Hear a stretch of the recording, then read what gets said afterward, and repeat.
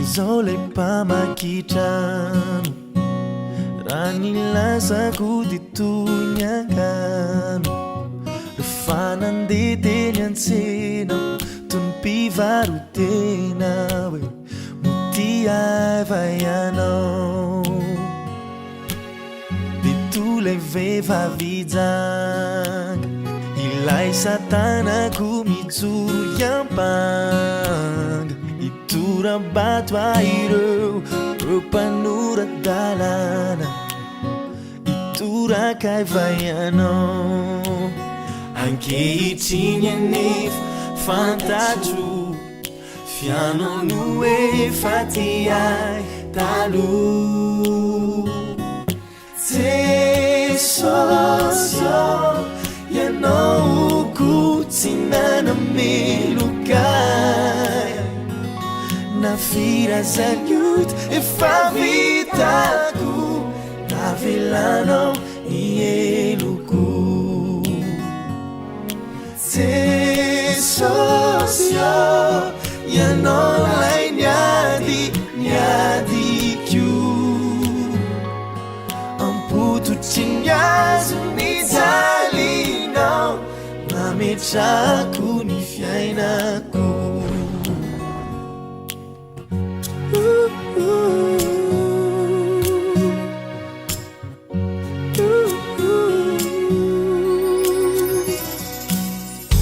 ianao no mpanavotray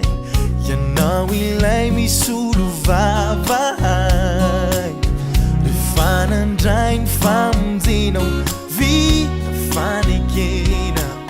zay no azo ekena ankehitriny anefa fantatro fianao no efa ty ahy taloha Jesosy ianao ko tsy nanamelokay na firazanioty efa vitako navelanao ny eloko Jesosy ianao lay niadiko ampototry ny azo nijalinao mametrako ny fiainako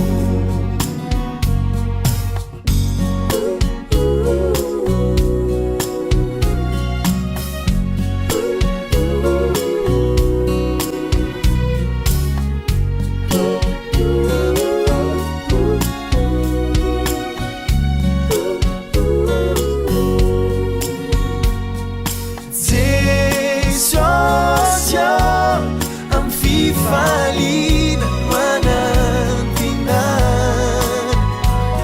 refeo amin'ny andro ny fitsara Ampandroso ao an-tanà Jesosy amin'ny fifalina manantina refeo amin'ny andro ny fitsara Ampandroso ao an-tanàna Ampandroso ao an-tanàna